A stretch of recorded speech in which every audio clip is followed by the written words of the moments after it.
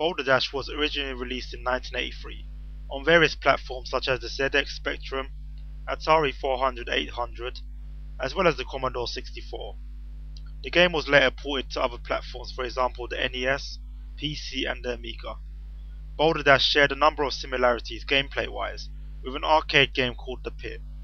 The NES version of Boulder Dash, which I am going to be reviewing, was released in 1990 on the Nintendo Entertainment System. The plot of the game is very simple. Stoneford, who is an adventurer ill in bed, calls his son Rockford to come to his bedside. He tells his son Rockford that he must gather the jewels of the 6 worlds. Rockford is told that if he gathers the jewels of the 6 worlds, then he will be rich beyond his wildest dreams. Stoneford also hands over to Rockford an old map, so he can continue his father's quest to recover the secret jewels of the 6 worlds. You play as Rockford in the game, the main protagonist of the game, as you dig up and hunt for the secret jewels. The objective of the game is straightforward. All you have to do is collect the minimum number of jewels in a town and head for the exit in order to proceed to the next world or town. Along the way you will find many enemies and obstacles which will try to stop you from gathering the secret jewels. Now there are 6 worlds in Boulder Dash and each world has 4 towns. In each world you can choose the order of the towns you want to complete. Each world has different background designs and themes, such as World 1, which is Boulder World, where there are obviously a lot of boulders, and World 2 is known as Ice World, where you can break through ice.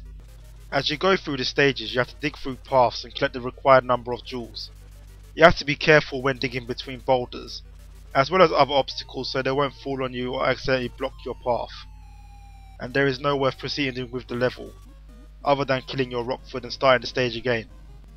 There is also a useful password save system in the game so you can continue at the beginning of the current world where you left off. After you complete a world you are given a number password to enter the next time you play Boulder Dash, so you are able to begin from the current world you have reached.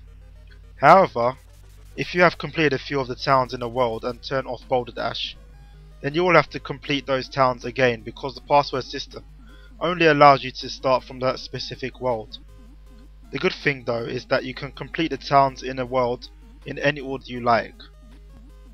The game graphically is okay, but it's not very impressive compared to what the NES is capable of doing, but they have done a decent job with the level designs. That said, the music in the game isn't very catchy, but blends in well with the game and the levels itself. Some levels require you to defeat enemies in order to recover enough jewels, so you'll be able to proceed to the exit of the town. You'll have to use tactics in order to defeat the enemies and collect 9 jewels.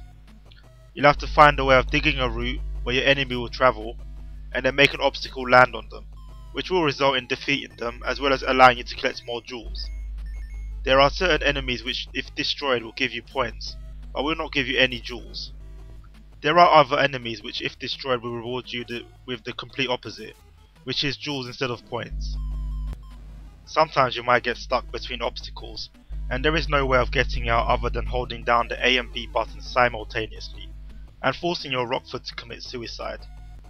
Sometimes maneuvering your character in Boulder Dash can be frustrating because of the D-pad on the NES controller, and the save system in the game can be annoying.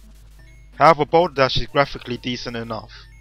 What makes Boulder Dash unique and enjoyable is its gameplay, and it will provide you with a lot of challenges and puzzle solving which makes the game fun to play. The music in the game isn't the most memorable in a video game, but it keeps the flow and fun of the game going, and from getting dull and boring. Boulder Dash on the NES definitely should be in your collection, and I highly recommend that you give the game a try. That is all from me today, and see you next time.